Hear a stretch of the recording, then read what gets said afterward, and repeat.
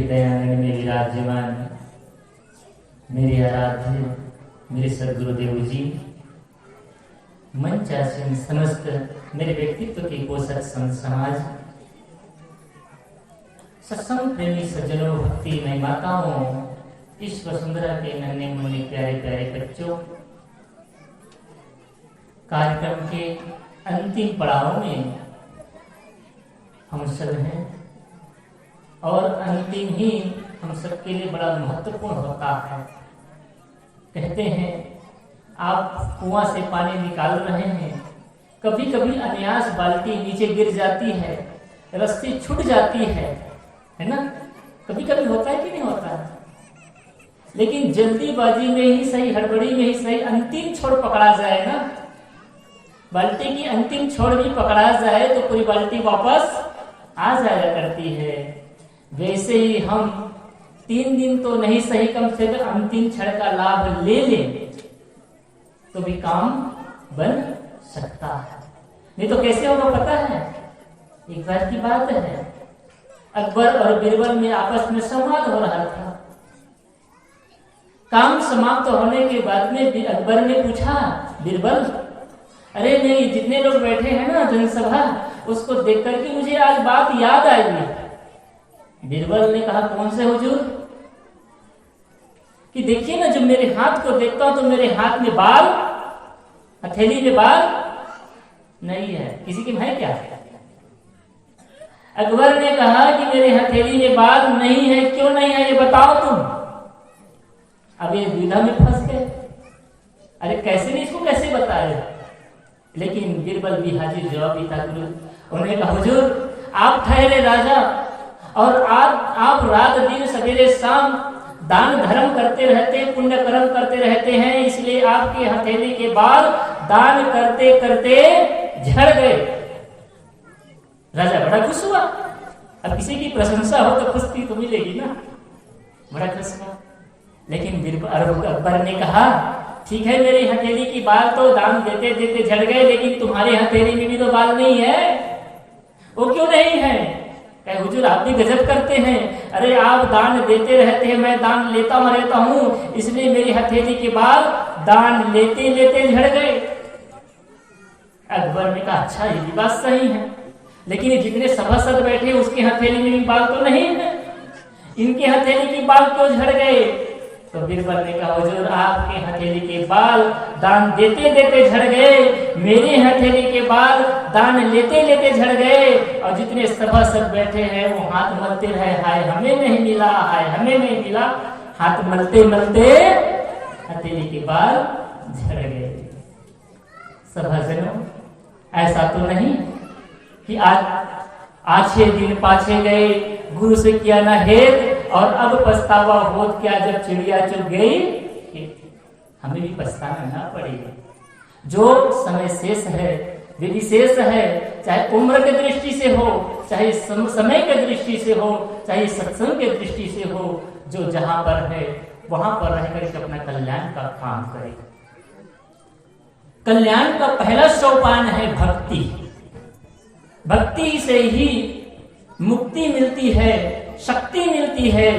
इसलिए पहला सोपान क्या है? भक्ति। भक्ति के बिना सब अधूरा। आप कितना ज्ञान जानते हैं, कितना वैराग्य है, कितना क्या करते हैं, ये सब का कोई मूल्य नहीं है। सर्वोच्च पद है भक्ति। कबीर साहब ने कहा, अर्ब खरबले दर्ब है, उदय असलो राज, और भक्ति महत्तम न तुले, ई सब कौने काज। गुरुवर कबीर ने कहा, अरबों खरबों की संपत्ति हो जाए, और अरब और खरब की नहीं, उदय से यस्त तक, पूरब से पश्चिम तक का राज हो जाए, लेकिन भक्ति के तुला में वो भी तुलने वाला नहीं है। एक तरफ भक्त हो और एक तरफ सर्वोच्च सम्राट हो, तो बड़ा कौन? तो सब लोग, कबीर साहब ने कहा, बड़ा तो वह है जो भक्त है। क्यों बड़ा है?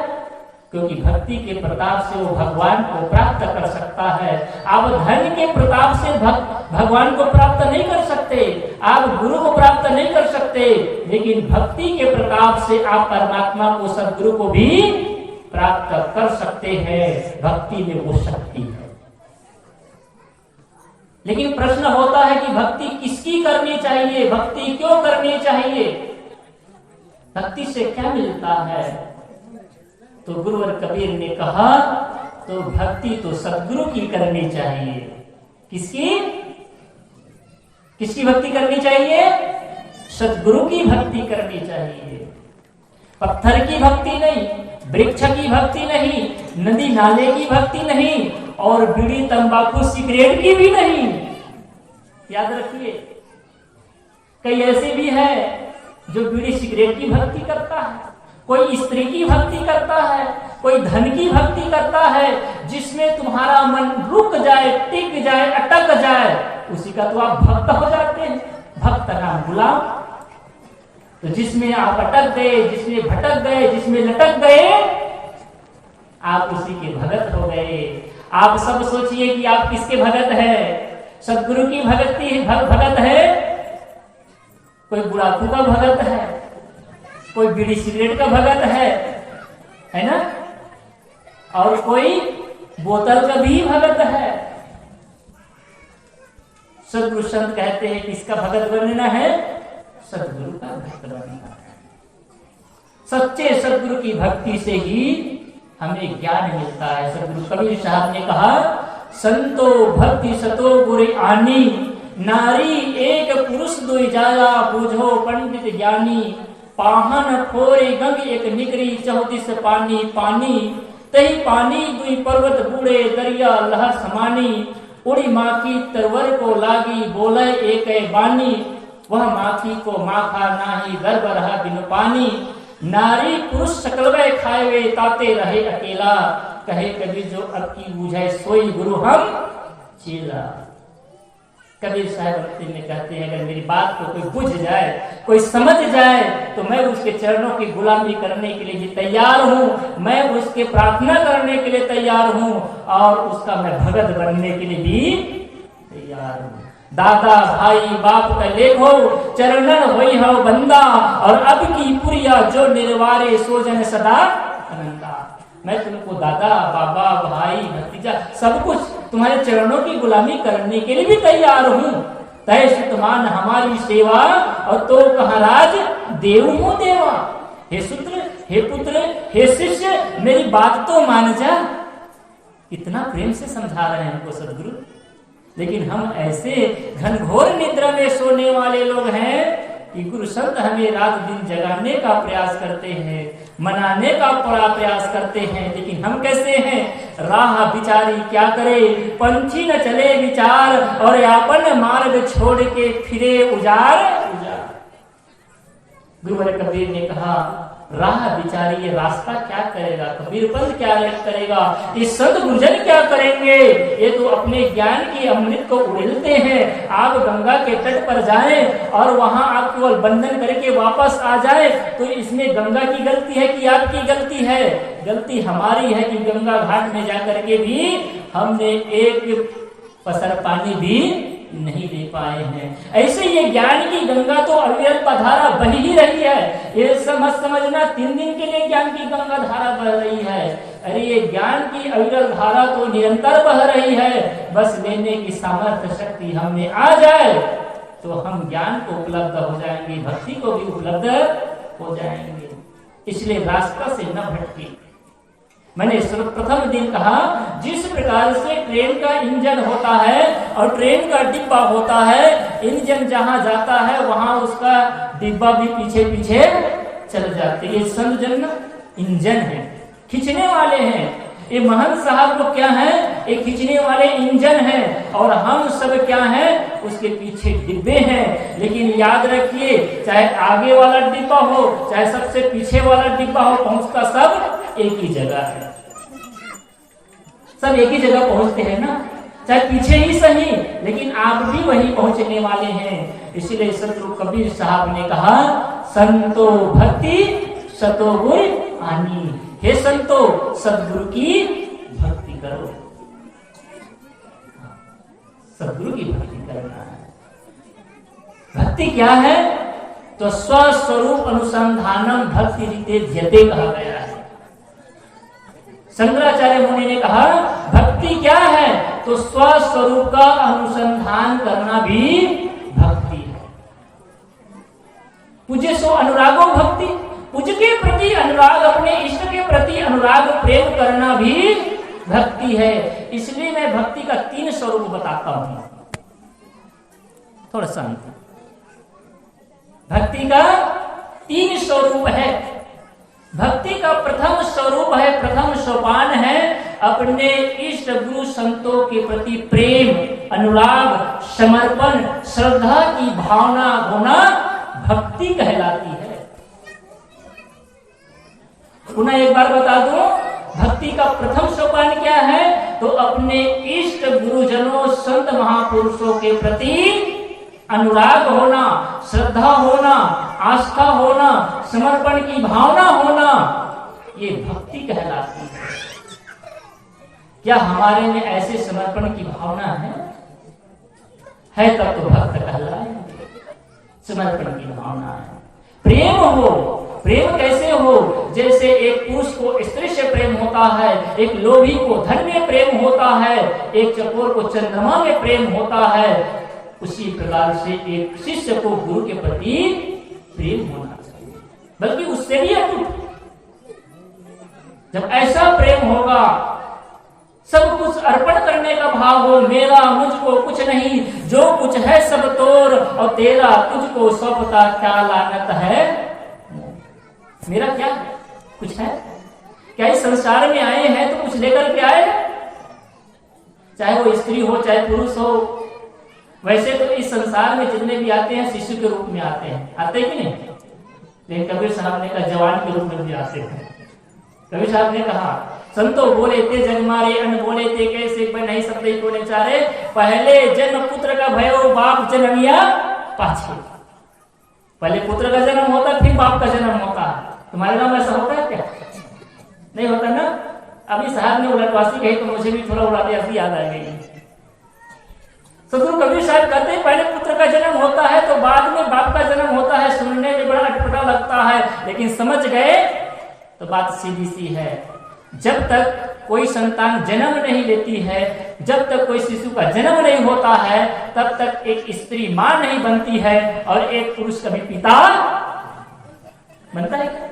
आप किसी के बेटा हैं, किसी के बेटी हैं, किसी के साला हैं, किसी के जीजा हैं और ना मालूम कितने रिश्ता हैं, लेकिन माँ और बाप तो आप तभी बनते हैं जब आपके कोख से बच्चा पैदा होता है ना। तो पहला बच्चा पैदा हुआ तब आप माँ और बाप बने, सही नहीं? तो शिशुवत बन करके गुरु के चरणों में समर्पण भाव भक्ति कहलाती है। और समर्पण भाव कैसे? निश्चल भाव, छल कपट राग द्वेष से विहीन होकर के पवित्र मन से सद्गुरु के प्रति समर्पित होकर, हे सद्गुरु ये सब आपका हो। तो क्या इसका मतलब ये मत समझ लेना कि आपके जितने भी धन दौलत पद है ना सबको ले जाएगा? नहीं। गुरु कैसे होते हैं? शिष्य को ऐसा कुछ चाहिए जो सब कुछ को दे, और गुरु को ऐसा चाहिए जो कुछ भी शिष्य से न ले, कुछ भी ना ले। क्योंकि गुरु को किसकी जरूरत है? धन की जरूरत नहीं है।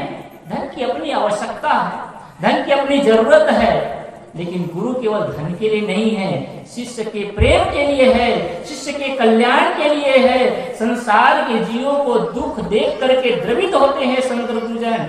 महात्मा बुद्ध जब वो समाधिस्थ हुए, बुद्धत्व को प्राप्त हुए, तो उसके पास में शंका आया।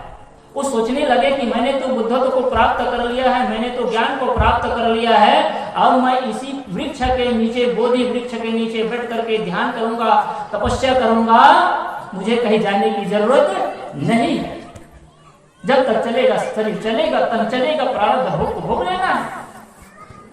तत्क्षण महात्मा बुद्ध को यह विचार आया कि जिस प्रकार से मैं सत्य की खोज में मारे मारे भटकता रहा, दौड़ता रहा, इधर उधर घूमा, विचरण किया, भटका, ऐसे कोई तो शुद्ध जीव होगा जो सत्य की खोज के लिए, सुख के खोज के लिए, शांति की खोज के लिए निकला होगा। तो क्यों ना मैं ऐसे लोगों को ढूंढ करके अपना उपदेश करूं। संत गुरुजनों का यह कृपा है, आपके बीच में आते हैं। नहीं तो क्या पड़ा है, जहां पर रहते 2 वक्त की रोटी खाते, शांति से भजन कर रहे होते, लेकिन एक कबीर तय उधर रहो तेरे संबल परोहन साथ, और संबल घटे ना पग उठके जीव बिराने हाथ। ये जीव जो है बिराने के हाथ में बिक गया है, दुखी है, पछता रहा है। ऐसे जीवों को देख करके सदगुरु का हृदय द्रवित होता है, पिघलता है, और इस जनमानस को चेताने के लिए, जगाने के लिए आते हैं।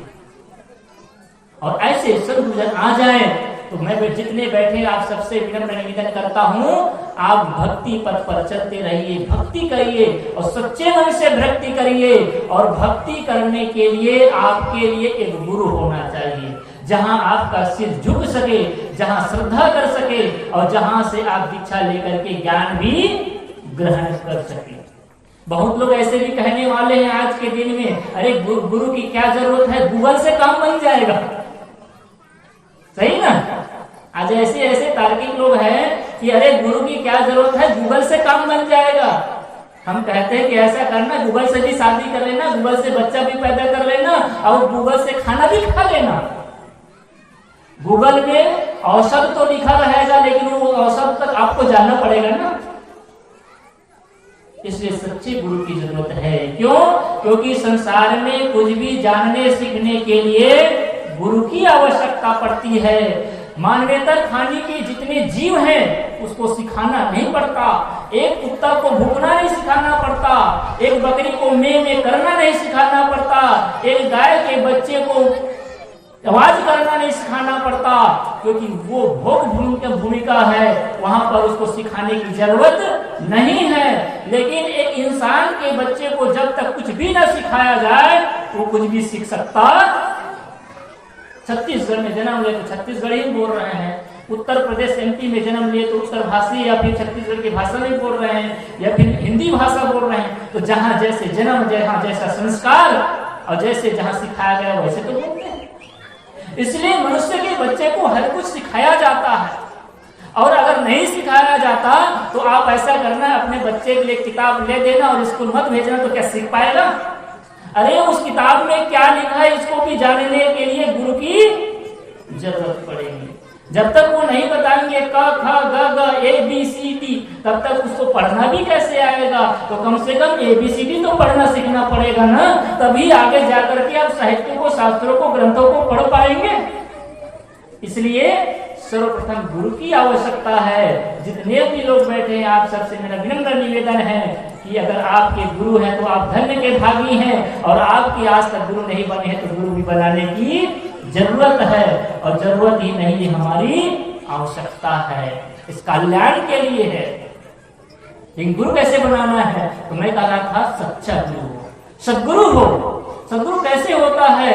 सदगुरु ज्ञान संपन्न होता है, रहनी संपन्न होता है, पवित्र आचरण वाला होता है। ये जिस प्रकार का वो जीवन जीता है, जो गुरु शांत होता है, समाहित होता है, आचरण संपन्न हो, रहनी संपन्न हो, ज्ञान संपन्न हो, जो आपके अज्ञान को हरने की शक्ति रखे और अपने चरित्र से आपको प्रभावित करने की शक्ति रखे, ऐसे शक्ति का नाम गुरु है, ऐसे शक्ति का नाम सत्पुरुष है, ऐसे शक्ति का नाम सदगुरु है। और अगर ऐसे सदगुरु मिल जाए तो हमारा जीवन का उद्धार हो सकता है, हमारा जीवन का कल्याण हो सकता है। इसलिए भक्ति का प्रथम सोपान सदगुरु के प्रति प्रेम करना भक्ति है। और भक्ति का दूसरा सोपान क्या है? तो गुरु की बताए हुए बातों को सुनना। क्या है? और सुनना ही नहीं, बल्कि सुन करके यथासंभव गुरु संतों की सेवा करना। याद रखिए, पहली भक्ति है उसके प्रति प्रेम करना, अनुराग करना, श्रद्धा करना, स्नेह रखना। और भक्ति का दूसरा सोपान है जब गुरु संत आ जाए तो थोड़ा सा समय निकाल करके उसके पास बैठे और यथाचित उसकी सेवा करे, सत्कार करे। आज सेवा सत्कार भी लोग भूल गए हैं। जब गुरु आते हैं तो उसको एक कुर्सी दे दिए और साहब जी पाए लगी, बस हो गया काम। अरे कोई तुम्हारा साला जीजा नहीं है जिसने पानी दे दिए बस काम हो गया। जब आपके घर में गुरु आए तो बढ़िया उसके लिए एक आसन लगाइए। कुर्सी का जमाना है तो कुर्सी में ही सही एक आसन लगाइए, बढ़िया दीपक सजाइए, थाल में पानी लेकर के आइए, फूल ले आइए और फूल पत्र चढ़ा करके। कोई जरूरत नहीं, अगर आपके हाथ में 5-10 रुपए नहीं है तो कम से कम फूल तो है। अच्छी बात यह है जब भी गुरु के पास जाएं तो कुछ लेकर के जाना चाहिए, इस बात को याद रखना। गुरु के चरणों में जब भी झुके तो कम से कम ज्यादा नहीं तो चावल का दाना तो 2 ठोक रख लें। ये अन्न का कण 10 रुपए, 20 रुपए, 25 रुपए, 50, जो भी आपकी श्रद्धा भक्ति होगी। इसलिए मैं कहता हूं कि 3 जगह खाली हाथ कभी नहीं जाना चाहिए, चाहे उसके घर जाए तो और वो आपके घर आए तो। पहला, बेटी के घर जब भी जाए खाली हाथ न जाए, और बेटी कभी भी आपके घर आए तो वो भी खाली हाथ न जाए। ये आपका है, सही की गलत? बेटी के घर जाएंगे तो भी कुछ लेकर के जाएंगे, और बेटी आपके घर में आएगी तो भी कुछ भी लेकर के विदा करोगी। ये कर्ज है। दूसरा संत और गुरुजन है। गुरु के आश्रम में जाए तो भी गुरु को कुछ देंगे, और गुरु आपके घर में आ जाए तो भी कुछ विदाई करके, कुछ रत्न दे करके, कुछ द्रव्य दे करके ही विदा करना। ये दूसरा याद रखिएगा, आज भूलिएगा मत। अचानक कार्यक्रम समाप्त होने वाला है। लेकिन एक बात याद रखना, बेटी के घर जब भी जाना कुछ लेकर के जाती है, बेटी भी जब भी आती है तब भी कुछ देकर के विदा करती है।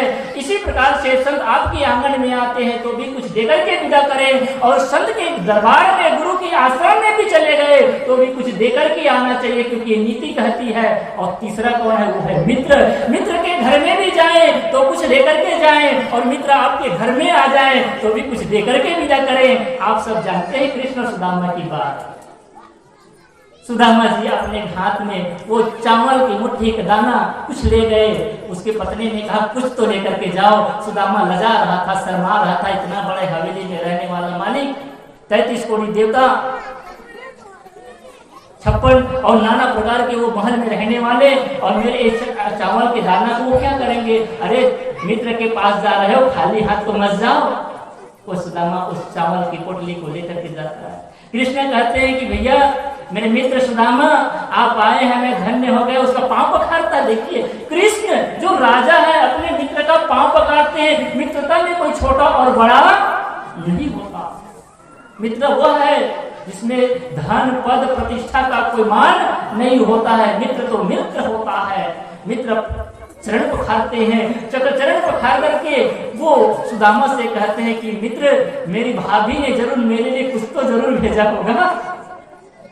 वो लजकता कि नहीं कुछ नहीं लाया हो, कुछ नहीं लाया हो। वो सुदामा के झोली को जबरदस्ती, देखिए एक काम जबरदस्ती। पत्नी का भी अधिकार नहीं है जबरदस्ती करने का, पति का भी अधिकार नहीं है, लेकिन मित्र ही एक ऐसा साथी होता है जो सब कुछ जानता है और सब कुछ कर सकता है। चाहे लड़कियों की सहेली हो, चाहे पुरुषों का मित्र हो, मित्र सब कुछ जानने का अधिकारी होता है और सब कुछ करने का भी। वो जबरदस्ती छीन लेगा, जबरदस्ती छीन लिया और कहे कि यहाँ ये चावल की पोटली खाने लगा। एक भाव है ये। अरे राम ने सबरी का जूठा भी भाव में खाया, ऐसा नहीं उससे कोई पेट भरता। रुक्मणी कहते भगवान आप अकेले खा रहे हैं, मुझे भी तो दो। हमारी भाभी ने क्या लाया, मेरी बहन ने मेरे लिए क्या लाया है। मेरे कहने का तात्पर्य था कि बेटी के घर जाए तो भी कुछ लेकर के जाए, संत के दरबार में जाए तो भी कुछ लेकर के जाए, मित्र के पास जाए तो भी।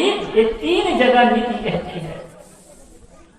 इसलिए संत आपके घर में आ जाए तो आपके मेहमान नहीं है, बल्कि आपके घर में परमात्मा का वास हुआ है, परमात्मा ने प्रकट हुआ है। आपका सत्पुरुष आपके दरबार में आपके घर को पावन करने के लिए आया है। इसलिए बढ़िया उसके लिए चादर बिछाइए, फूल चढ़ाइए, कुछ द्रव्य चढ़ाइए, आरती उतारिए, चरण पखारिए, सम्मान से उसको आप आसन ग्रहण करके भोजन भी कराइए।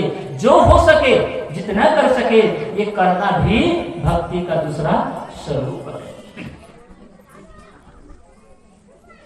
ये 2 काम, पहला अनुराग करना, दूसरे संत गुरुजनों की सेवा करना सच्चे मन से। पवित्र मन से। ऐसा नहीं होना चाहिए ये सब बिना बताए आजकल तो बिना बताए आते नहीं खैर कोई, क्योंकि सबके हाथ में फोन है, पहले से फोन कर देते हैं प्लीज भैया हम आ रहे हैं मंदिर, हमारे लिए व्यवस्था कर देना, पहले से भोजन बन जाता। पहले के जमाने में तो कुछ बात होती नहीं थी, अचानक आते थे।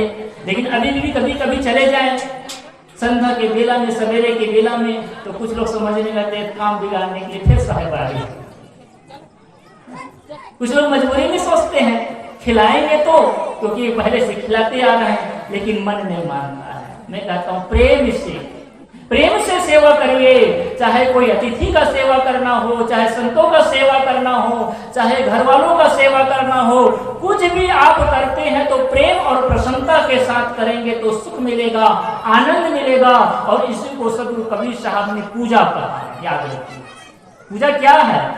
तो जो कुछ करो सो पूजा, पवित्र भाव और प्रेम के साथ जो आप करते हैं उसी को पूजा कहते हैं।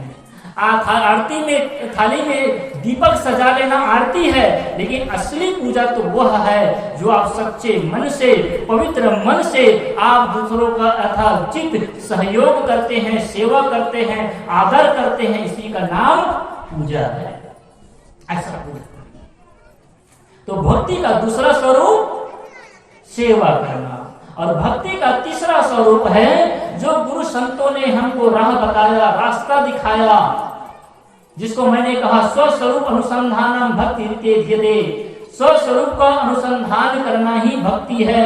कहने का तात्पर्य है कि संत गुरुजनों ने हमें जो उपदेश दिया है, ज्ञान की बात बताई है, उन ज्ञान के बातों को अपने जीवन में अमल में लाना, आचरण में लाना, पवित्र जीवन बनाना, ये भक्ति का असली स्वरूप है। समझ गए? तो भक्ति का प्रथम, दूसरा और तीसरा।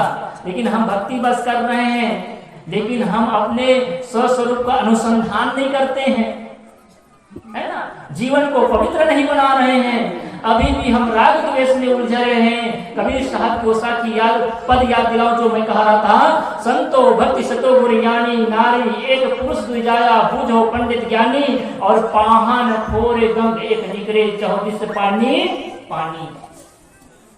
उस भक्ति रूपी नारी से जब ऐसी भक्ति करते हैं, श्रद्धा रखते हैं, सेवा करते हैं, अब गुरु के बताए हुए मार्ग का जब अनुसरण करते हैं, तो उस भक्ति के प्रताप से 2 पुरुष पैदा होते हैं। मैं कह रहा था ना कि आपके गांव में कोई पुरुष पैदा होता है? नहीं होता। सब शिशु पैदा होते हैं, सब बच्चे पैदा होते हैं, लेकिन गुरु और कबीर कहते हैं कि भक्ति के प्रताप से 2 पुरुष पैदा होते हैं। ये पुरुष क्या है? ज्ञान और वैराग। आप जब भक्ति करेंगे ना तभी ज्ञान होगा। जब तक ये शरीर ये झुकेंगे नहीं, जब तक नम्रता नहीं आएगी, जब तक सरलता नहीं आएगी, तब तक आप ज्ञान ग्रहण नहीं कर सकते। अगर आपका पात्र गंदा है, तब तक उस पात्र में कुछ जाने वाला नहीं है। इसलिए सबसे पहली भूमिका क्या है कि हम अपने पात्र को साफ करें। अगर हमारा पात्र गंदा है, किसी से गंदा है? राग से गंदा है, द्वेष से गंदा है। इसीलिए हमारे साधु साहब ने परसों कहा था, संत मिलन को जाइए तज माया अभिमान, और जो पग आगे धरे कोटिन यज्ञ। संत का दर्शन करने के लिए जब सत्संग के लिए चलते हैं, तो आपका एक एक पग करोड़ यज्ञ का समान है। लेकिन कैसे? इधर उधर का आपको खेत लबाड़ी देखते हुए, ताकते हुए, झांकते हुए जाए तो नहीं। किसी के घर को देख करके नजर लगा रहे हैं, ईर्ष्या कर रहे हैं, जलन में कर रहे हैं, तो इससे नहीं। कबीर गुरुवर कबीर ने कहा कि तज माया अभिमान, माया और अहंकार को त्याग करके जाए तो। यहाँ पर जितने भी बैठे हैं सब अपने अहंकार को त्याग करके, मोह को त्याग करके अगर सच्चे मन से श्रवण कर रहे हैं तो फल मिलने वाला है। गुरुवर कबीर ने कहा, अगर भक्ति करोगे तो उस भक्ति के प्रताप से ज्ञान होगा और वैराग भी होगा। तो होगा क्या? पाहन फोरे गंगे एक निकली 34 पानी। उस भक्ति रूपी नारी जो है कब निकलेगी, कब अवतरित होगी? तो पत्थर को जिस प्रकार से गंगोत्री में आप जाएंगे, कोई गया कि नहीं गया गंगोत्री? अगर गंगोत्री नहीं गए तो अमरकंटक गए हैं ना, आपके बहुत पास है, जहां से नर्मदा निकलती है। और छत्तीसगढ़ में चले जाएं तो सिहावा पहाड़ से महानदी निकलती है, वहां तो गए होंगे। और नहीं आना तो मेरे पास आना, मेरा जो आश्रम है ना, कबीर आश्रम, परसोदा, जिला कांकेर, वहां से मेरे आश्रम से मुश्किल से 60 किलोमीटर है, 1-1.5 घंटे की रास्ता आपको ले चलेंगे। तो जितनी भी नदियां निकलती है वो पहाड़ों को, चट्टानों को तोड़ करके निकलती है। इसी प्रकार से भक्ति रूपी नारी कब अवतरित होती है? तो हृदय की कठोरता रूपी चट्टान जब टूट जाता है, क्रूरता रूपी चट्टान जब टूट जाता है, हिंसकी रूपी जब चट्टान टूट जाता है, जब क्रूर हृदय सरल हो जाता है, सरल हो जाता है, पवित्र हो जाता है, कोमल हो जाता है, तो भक्ति अवतरित होती है। अगर हृदय अहंकार से भरा हुआ है, अगर हृदय में कठोरता है, क्रूरता है, दुश्मनी का भाव है, राग द्वेष का भाव है, ऐसे हृदय से भक्ति कदापि हो नहीं सकती। अगर भाई भाई में राग द्वेष है, अड़ोसी पड़ोसी में राग द्वेष है, और धन पद प्रतिष्ठा का मान और अहंकार करते हैं, ऐसा व्यक्ति कभी भक्त हो नहीं सकता, और ऐसा आदमी कभी भक्ति कर नहीं सकता। भक्ति का दिखावा कर सकते हैं, जिसको कबीर साहब ने कहा, कबीर ने भक्ति बिगाड़िया कंकर पत्थर धोए, अंतर में विष राख के अमृत डारी खोए। अंदर में विष को रख करके, अपने अंतःकरण में जहर को रख करके कोई भक्ति कर सकता है? नहीं कर सकते ना। तो कैसे आप अपने देरानी के लिए, जेठानी के लिए, सासू माँ के लिए, पिता के लिए, पुत्र के लिए, पड़ोसी के लिए कटुता रखते हैं?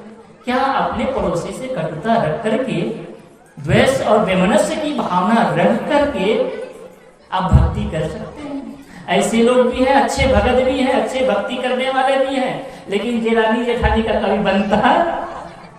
एक दूसरे से बात करते, कैसे भगत है, कैसी भक्ति हो रही है? अरे भक्ति तो उस द्रव्य का नाम है, भक्ति तो उस तत्व का नाम है जो आते ही हृदय को पवित्र कर देता है, पावन कर देता है, निर्मल कर देता है। इसके मतलब है भक्ति हमारे तक आई अभी नहीं।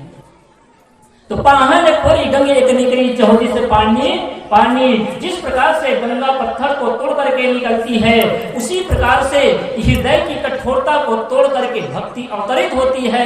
हृदय का जब अहंकार गलता है, नमन क्षमन अधीनता सबसो आदर भाव, और कहीं कबीर सोई बड़ा जाने बड़ा स्वभाव। बड़ा कौन होता है? जो नम्र होता है, जो सरल होता है, जो क्षमा करना जानता है। बड़ा आपके तरफ बनता है कि नहीं बनता है? बनता है। बड़ा खाने वाला कितनी मेहनत होती है बनाने में। बड़ा भी सोचता होगा कि मैं बड़ा बनने के लिए कितना पापड़ लेगा। बड़ा आप उड़द दाल को, उड़द को पहले खेत में उगाते हैं, उसको कुटाई मिलाई पिसाई करते हैं, उस उड़द को आप रात भर भिगोते हैं ठंडी में। हाँ, चक्की में पहले पीसते हैं, हमारे साथ जी बता रहे हैं। रात भर, फिर उसके बाद डुबाते हैं ठंडी में, आप रजाई ओढ़ करके सोते हैं, और उस दाल को रात भर ठंडी में डुबाते हैं, तब भी वो बड़ा नहीं बनता। क्या करते हैं? रगड़ रगड़ करके पहले छिलका निकालते हैं, है ना, पूरा छिल डालते हैं उसको, तब कहीं जाकर फिर भी बड़ा नहीं बनती वो। उसके बाद सिलबट्टा में या मिक्सी आ गया है, वहां तो और 1000 वोल्ट का करंट पैदा देते हैं, करते हैं, तब कहीं जाकर पे तब भी नहीं बनता। फिर उसमें मिर्ची और मसाला, जले में नमक छिड़कते हैं आप, है ना, नमक मिर्ची मसाला डालते हैं, और फिर खोलते हुए कढ़ाई में गरम गरम डालते हैं, तो बनती है बड़ा। आप बड़ा बनना चाहते हैं ना, घर का मुखिया बनना चाहते हैं, गांव का मुखिया बनना चाहते हैं, देश और राष्ट्र का मुखिया बनना चाहते हैं, तो सहना पड़ेगा। जो सहना जानता है वही बड़ा बनता है। आज मैं गया था सावित्री फूले बाई के जयंती के अवसर पर। वैसे तो जन्म उसका 3 जनवरी को हुआ, 1831 3 जनवरी को उसका जन्मदिन था, लेकिन साले टेकरी के लोग कार्यक्रम रखे, तो मैंने वहां ये बताया कि हमारे महापुरुषों ने कितना सत्याग तपस्या बलिदान करके आज हमें इतना सुंदर समाज की व्यवस्था दिए। आज नारी जाति पढ़ पाती है क्योंकि किसी ने आंदोलन किया था। आज नारी जाति इतना आगे बढ़ पा रही है, शूद्र समाज इतना आगे बढ़ पा रहा है। हर दृष्टि से आज हमारे समाज में जो क्रांति हो रही है, आज कुछ कर पा रहे हैं। और यहाँ बैठ करके आप कथा सुन रहे हैं और हम कथा कह रहे हैं, इसके लिए भी हमारे महापुरुषों ने लड़ाई लड़ी। नहीं तो वेद पढ़ने का अधिकार नहीं, पुस्तक पढ़ने का अधिकार नहीं। अरे नारी को ही नहीं, शूद्रों को ही नहीं, ब्राह्मण के पत्नी को भी पढ़ने का अधिकार नहीं रखा था। सोचिए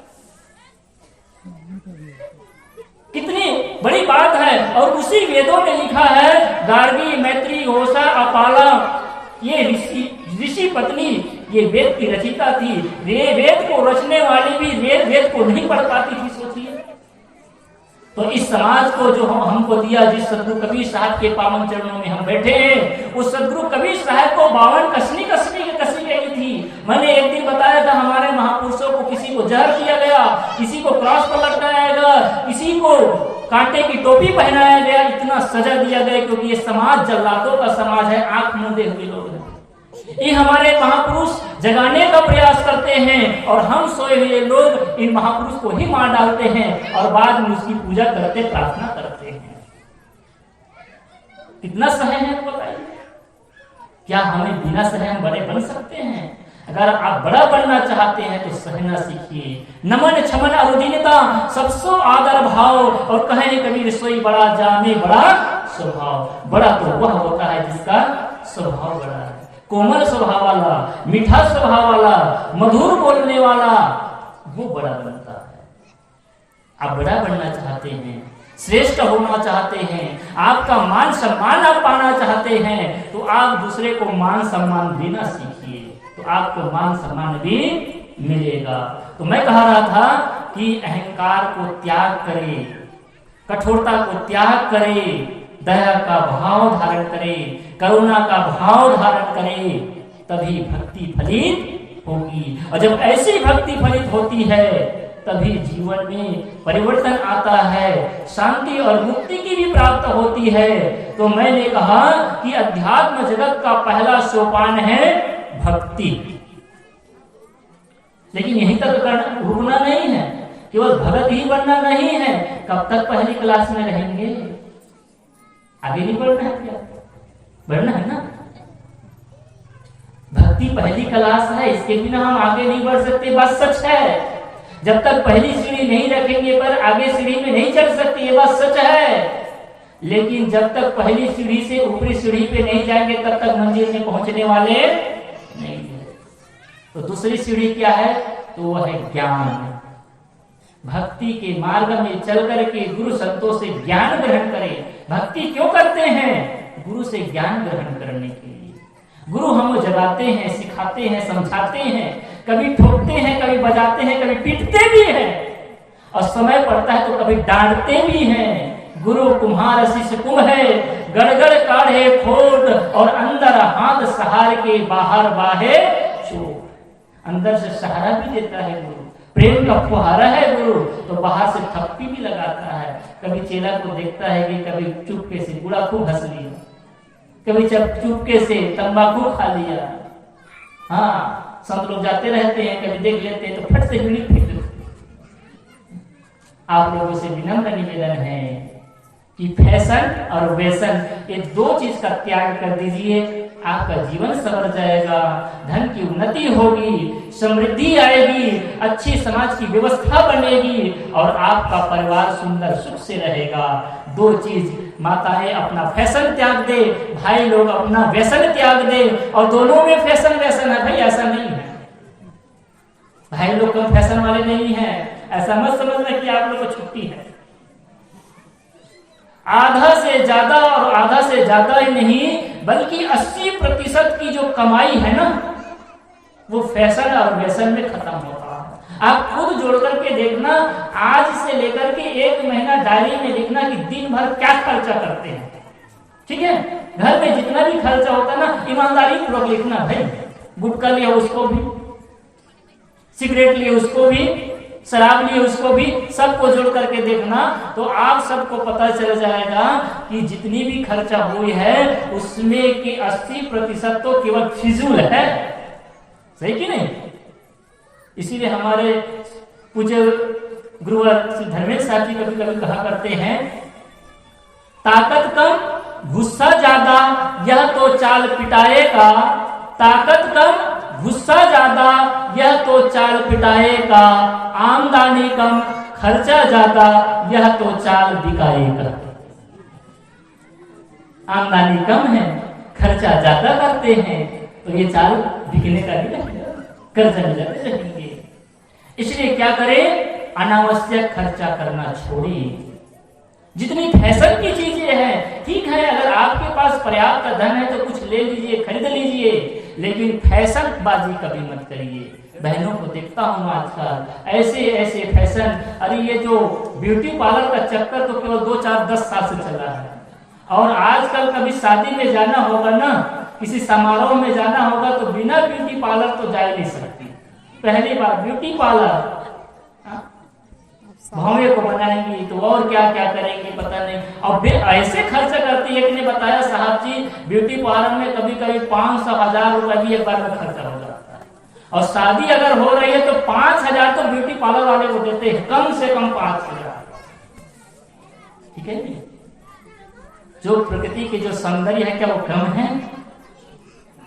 बहनों के लिए मैं हर आदमी के लिए बोलता हूं, जितना हो सके आप सादा जीवन जीने का प्रयास करें, सरल जीवन जीने का प्रयास करें, सात्विक जीवन जीने का। एक लड़की हो, वो बहुत चटक मटक के, देखिए मैं यहाँ किसी परिधान का विरोधी नहीं हूँ और किसी चीज का मैं समर्थन करने के लिए नहीं बैठा। वो सब स्वतंत्र है, स्वतंत्र देश के स्वतंत्र नागरिक है, लेकिन अपनी मर्यादा सुरक्षा आपके हाथ पे है ना। अगर एक बहन तड़क भड़क पहन करके अर्धनग्न या पारदर्शी कपड़ा पहन करके जा रही है और जाती भी है तो इसीलिए इतना श्रृंगार करती है कि कुछ लोग देखे, दिखाने के लिए ना। और जब वही मनचले युवक देख करके आंख चमकाते हैं, इधर उधर इशारा करते हैं तो फिर आप गाली देने लगते हैं। देखिए नहीं, गलती पहली गलती किसकी है? माताओं की है। वही दूसरी एक लड़की है, बढ़िया शालीन कपड़ा पहनती है, सात्विक कपड़ा पहनती है, चुनरी रखती है और चुनरी रख करके बढ़िया धीरे धीरे पग से नीचे देखते हुए अपने रास्ता पर जाती है। देखने वाले का मन भी सहज जाता है, माँ का भाव, बहन का भाव भी जागृत हो जाता है। आप चीज याद रखेंगे, मैं खुद पुरुष हूँ, अगर कोई माँ किसी बच्चे को स्तनपान करा रही होगी, अगर उसका शरीर खुल भी जाए, किसी पुरुष का मन कभी खराब नहीं होने वाला, क्योंकि उस मात्र में वो मातृ शक्ति का दर्शन करता है। उस स्त्री के स्तन को देख करके, उस स्त्री के शरीर को देख करके किसी के मन में कोई पाप आता नहीं है। जगह तो वही है, उसी जगह को देख करके मन में मलिनता भी आती है और उसी जगह को देख करके मन में पवित्रता भी आती है।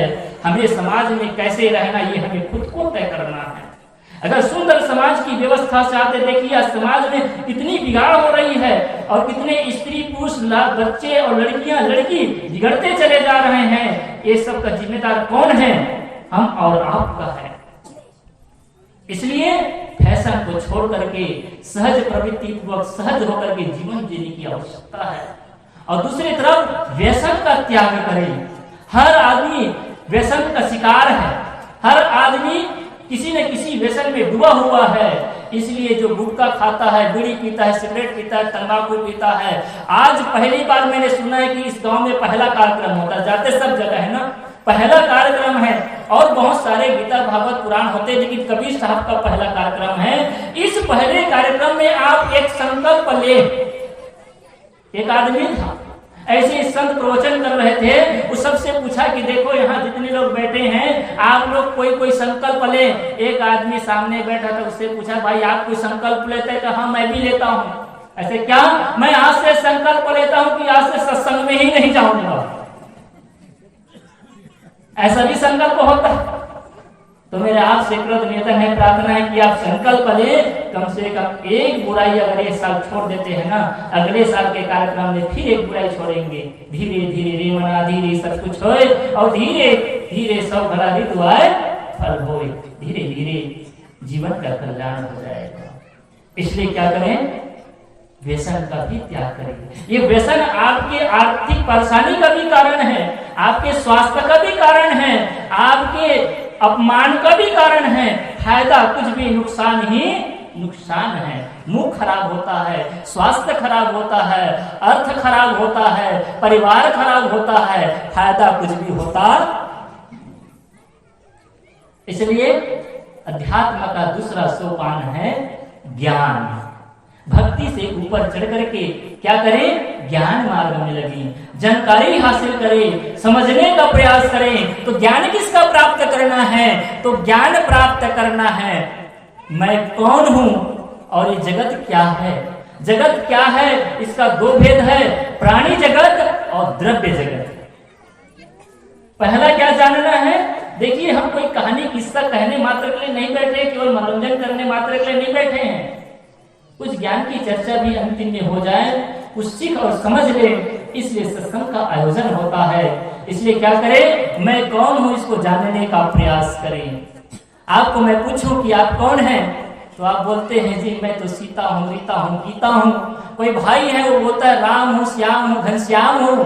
कहे भैया ये तो आपके जन्म के 6 दिन, 5 दिन, 10 दिन बाद नाम रखे हैं, उसके पहले भी तो आप कुछ थे, है कि नहीं? जन्म से पहला का तो नाम नहीं है ना, जन्म के बाद नाम रखा गया है। तो आप कौन है? ये तो तुम्हारा नाम है, तुम कौन हो? तो आप बताते हैं कि मैं स्त्री हूँ और पुरुष हूँ।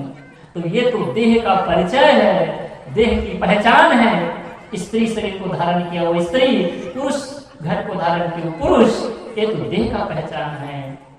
आप कहते हैं कि मैं इंजीनियर हूँ, आप कहते हैं मैं डॉक्टर हूँ, आप कहते हैं मैं वकील हूँ, तो ये तो आपका पेशा है।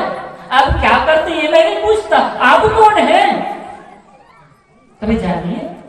तो आप बोलते हैं कि मैं एक पिता का पुत्र हूँ, मैं एक पत्नी का पति हूँ, एक स्त्री का बहन हूँ, एक माँ का बेटा हूँ। तो मैं आपके नाते रिश्ते को नहीं पूछता, इसके पीछे आप कौन हैं? तो आप कहेंगे मैं तो मन हूँ। तो ये मन भी तो बार बार बदलता है ना, ये मन चंचल, ये मन चोर, ये मन सुध ठगहार, और मन मन करते सुर नर मुनि झरने, और मन के लक्ष्य द्वार। ये मन भी तो चंचल है, मन भी तो बार बार बदलता रहता है। मनो भुगमा मनो श्रेष्ठा मनोमया मनसा ते प्रतिष्ठित भासती व करती। ये मन तो पुरोगामी है, बार बार दौड़ता रहता है, मचलता रहता है, बनता और बिगड़ता रहता है। ये मन भी आप नहीं है, ये तन भी आप नहीं है, ये मन भी आप नहीं है, ये नाम भी आप नहीं है, ये पद भी आपका नहीं है। तो आप कौन है? कभी जानने का प्रयास किए? तो जो घट घट वासी राम है, जिसके रहने से ये शरीर चलता है, आंख देखती है, मुख बोलता है, कान सुनते हैं, वही आप हैं। और इस रमैया राम के निकल जाने पर इसी को आप मुर्दा कहते हैं, पिता नहीं कहते। 100 पड़ा है, 100 पूरा हो गया। कितना मस्त शब्द है भारतीय संस्कृति में, 100। मुर्दा को क्या कहता? 100, यानी 100 हो गया। 99 के फिर खत्म, 99 के फेर में तो पड़े रहे, और जैसे मरे वैसे 100 पूरा हो गया। जीते जीते कभी पूरा नहीं होता 100। होता है क्या? आदमी 99 के फेर में पड़ा रहता है, और जिस दिन मरता है उसी दिन 100 हो जाता है। उसी जीवात्मा के रहने पर आप जीते हैं, हंसते हैं, बोलते हैं, व्यवहार करते हैं, गुरु का भजन करते हैं, चिंतन करते हैं, मनन करते हैं। वही जीवात्मा आप हैं। क्या बोध है इसका? इसलिए आपको दुख नहीं होना चाहिए। कोई आपको कुछ कह देता है, आप दुखी हो जाते हैं। कबीर साहब ने कहा, घट घट में वही साई बसत है। मेरा परमात्मा कहाँ बसता है? तो कण कण में नहीं। आप परमात्मा को कहाँ मानते हैं? परमात्मा सब मानते हैं ना, हम भी मानते हैं, लेकिन परमात्मा कहाँ बसता है? तो परमात्मा घट घट में बसता है। परमात्मा घट घट वासी है। हृदय बसेत ही राम न जाना। कबीर साहब कहते हैं मेरा परमात्मा तो हृदय में बसने वाला राम है, घट में नहीं रहता। इस पेटी में, इस माइक में नहीं है, इस मोबाइल में परमात्मा नहीं है। परमात्मा तो घट घट में है। और जिस दिन घट घट में परमात्मा दिख जाएगा, तब किसको गाली देंगे? पत्नी में अगर परमात्मा दिख जाए, माँ में परमात्मा दिख जाए, सास में परमात्मा दिख जाए, दुकानदार में परमात्मा दिख जाए, और ग्राहक में अगर परमात्मा दिख जाए तो ठगेगा किसे? परमात्मा नहीं दिखता ना। 3 घंटा जरूर पूजा कर लेगा और ग्राहक आएगा तो उसको ठगेगा, दाल में कंकड़ मिलाएगा, बेसन में वो राहर का दाल के जगह में पूरा दाल मिलाएगा, ना मालूम और क्या क्या मिलावटबाजी करेगा।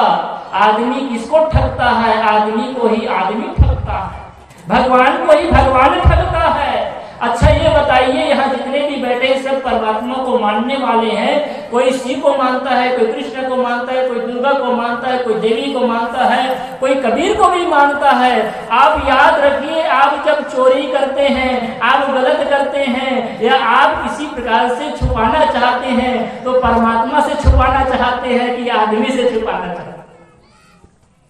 कोई चोरी करने वाला ये कहता है कि परमात्मा देख रहा होगा? कहते तो सब यही है। मुसलमान भाई कहते हैं कि खुदा जर्रे जर्रे में है, हिंदू भाई कहते हैं कि कण में परमात्मा है। लेकिन जब कण में परमात्मा है तो किसके लिए चोरी करते हैं, कहाँ बेईमानी करते हैं? असली परमात्मा तो घट घट वासी है, इसी से छुपाना चाहते हैं। कोई आदमी या देखिए, कोई चोरी करेगा, बेईमानी करेगा, व्यभिचार करेगा, तो ये नहीं देखा तो परमात्मा, अरे परमात्मा तो हर जगह है, हर समय देख रहा है, उससे कोई बच सकता है क्या? इसलिए घटवासी राम को जाने मैं कौन हूं, और दूसरा किसको जानना है? अपने को जानना है और अपनों को जानना। याद रखिए, 2 चीज को जान गए ना तो तीसरा जानने की जरूरत नहीं है। संसार की जितनी भी शिक्षा है वो भौतिक विद्या है। जल थल पानी पवन और न मालूम कितने प्रकार के कृत्रिम जो निर्माण है उसको जानने के लिए है। ये सत्संग और अध्यात्म का ज्ञान केवल अपने और अपनों का जानने के लिए है। जिस दिन आप अपने को जान गए और अपनों को जान गए, असली परमात्मा को समझ गए, तो लड़ाई समाप्त हो जाएगी, कलह समाप्त हो जाएगा और सारा द्वंद्व भी समाप्त हो जाएगा और आप अपने स्वरूप में प्रतिष्ठित हो जाएंगे। गुरुवर कबीर साहब ने कहा, घाव काहि पर घालो, जित देखो तित प्राण हमारो। ऐसा दिखता है, प्राणों में भी, पक्षियों में भी, जीव जंतुओं में भी परमात्मा दिखता है? नहीं दिखता। अगर मछली में परमात्मा दिखता तो मछली को खाते कैसे? और हिंदू साहित्य की मैं बात करूं, हिंदू संस्कृति की बात करूं तो संक्षिप्त में बताते चलूं। देखिए, कच्छप में भी परमात्मा आया, ऐसा बोलते हैं ना। कच्छप होता, बराह होता, सुअर में भी, जो सुअर है ना, जो गंदगी खाता है, उसमें ही परमात्मा का वास आया। परमात्मा ने जन्म लेकर के आया, मछली का अवतार लेकर के भी आया। ऐसे शास्त्रों में, पुराणों में कथा है। ये कथा यही बस बताने के लिए कि परमात्मा हर घट में वास करता है। परमात्मा आया नहीं, परमात्मा है ही। मछली में भी परमात्मा है, उस बराह में, सुअर में भी परमात्मा है, उस कच्छप में भी परमात्मा है, उस सर्प में भी परमात्मा है। लेकिन दुर्भाग्य है, नाग पंचमी आएगा तो नाग की मूर्ति बना करके पूजेंगे और इसी जगह सांप निकल जाए तो डंडा लेकर के पीटेंगे। असली परमात्मा की खोज करेंगे। आप दुर्गा के मंदिर में जाएंगे तो सामने सामने 2 शेर बैठे हुए को देखेंगे, बड़ा खुश होंगे, बहुत बढ़िया। और आपके गांव में शेर आ जाए तो असली परमात्मा को समझिए ना। अरे मूर्तियों में हमने परमात्मा को देख लिया, क्योंकि वो मूर्ति हिलती डुलती बोलती कुछ भी करती नहीं है। जब तक हम जान में परमात्मा को, जीवन में परमात्मा को, प्राणियों में परमात्मा को नहीं देख पाएंगे। अगर मैं सच्ची बात कहता हूं कि जिस दिन हम प्राणियों में परमात्मा को देख लिए, आप उस दिन मछली को मारेंगे नहीं, सांप को मारेंगे नहीं, चूहा को मारेंगे नहीं, बल्कि आप सच्ची पूजा करेंगे, आराधना करेंगे, और यही सच्ची भक्ति भी है।